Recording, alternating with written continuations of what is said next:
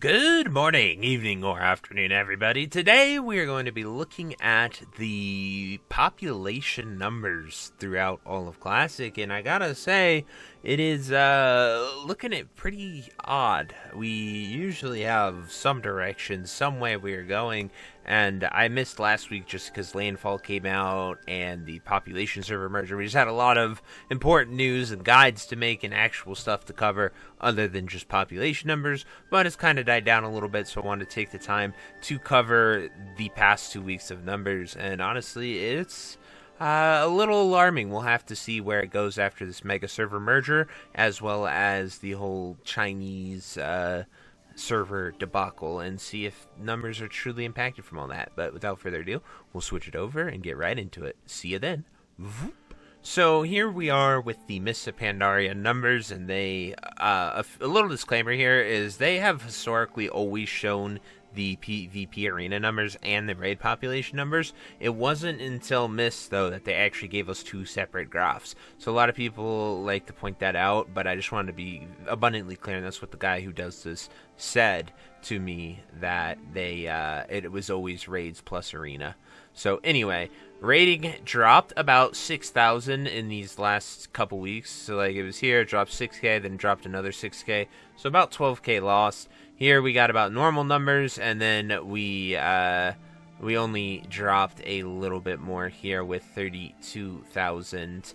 Or we went up here to 32,000. So essentially all the raiders we lost have now jumped up there, and that brings our weekly number to literally the same thing as it was, about 180,000 total people. It's a shift of like 30 exactly in total numbers, but once again, it is still, it'll be interesting to see with the Chinese server debacle as well as the mass server merger if numbers are going to go up or down. Usually there is a spike historically because everybody being on one server allows for people to find new people, connect with them, and play the game with them, whether it be raiding or arena. So usually these do go up, but this whole, in my opinion, this whole merger on top of the Chinese server has been such a mess, and hopefully the numbers go up and don't reflect how I personally feel about this. Now, something I also want to point out is if you add, or we'll talk about that after we get to the anniversary numbers, so bear with me, but Season of Discovery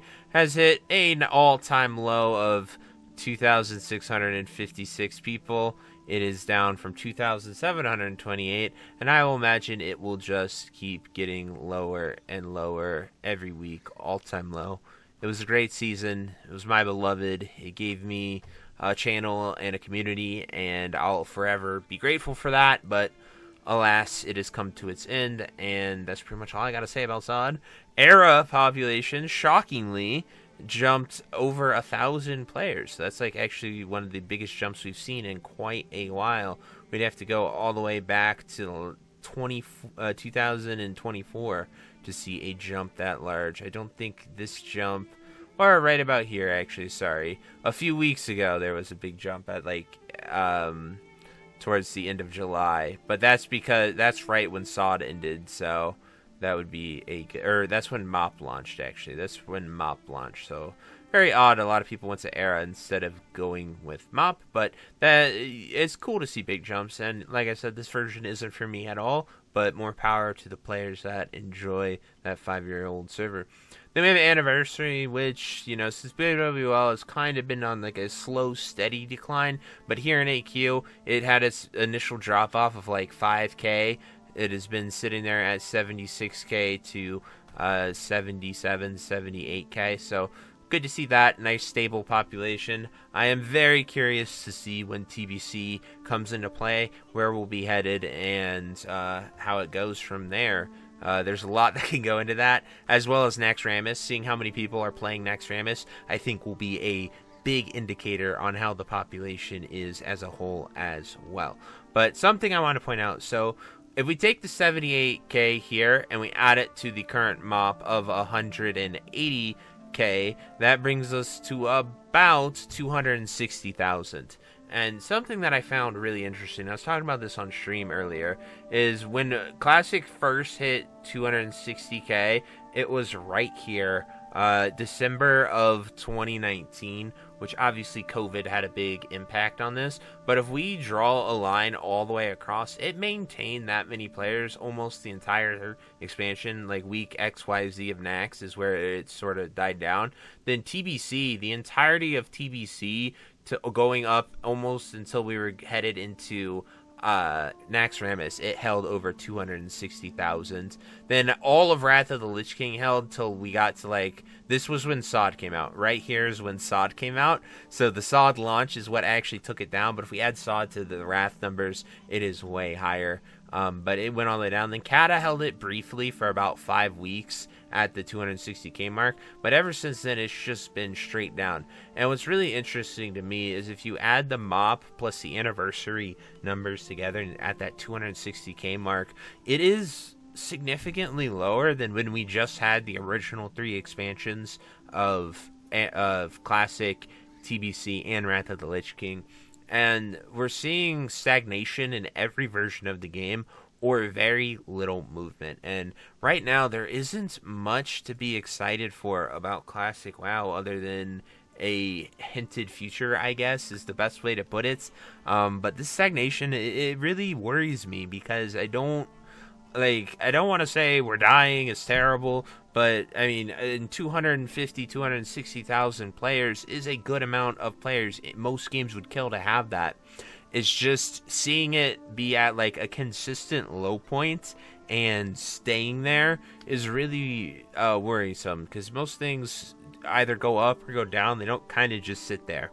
And especially with all the news that we've gotten recently with the Chinese server, where we're headed, and just the shroud of mystery of what's next for the Classic project. We don't even have a TBC date. We don't know if we're getting TBC fresh servers, which some people want or not. We just got Nax. Originally, they said that this would be an accelerated time schedule of 1 year, but Nax doesn't come out till I think October 2nd or 7th, one of those dates. I can't remember at the top of the head. I'm not really playing it anniversary at all. So, like, we would need a November, 21st release for TBC, and there's no shot we only get, 6 weeks of Nax. So, I'm thinking that this puts TBC, January, February, and it's not on that 1 year schedule that was promised. So, people are worried about that. Mist of Pandaria, I'd imagine we get Throne of Thunder, December, 4th or something. Let me look at the calendar. I would have said November 27th, but that is Thanksgiving. So, yeah, probably December 4th right here is when I think we might get Throne of Thunder. We got quite a ways before we'll see that. They could do it on the 20th, but they probably don't want to do it before or on Thanksgiving. That's kind of crazy. Selfishly, November 18th for the pre-patch, and then the raid on the 20th would be dope, just because November 18th is my birthday. And, we might be shaving our head for the 30th birthday if we hit our sub goal on Twitch, but anyway, guys, that's sort of my predictions. I'm kind of really worried about the future, where we're headed, and seeing this stagnated population for 2 weeks in a row is a bit worrisome for me. But anyway, I truly hope you enjoyed this video, and until next time, I'll see you later. Hope you have a great day. Bye-bye. Hey you. Yes you. Are you still there? Well, I appreciate you for taking the time to watch this entire video and making it to the end here. If you enjoyed this video, definitely check out the other videos about World of Warcraft listed in these playlists down below. And thank you again. Have a great day. Bye-bye.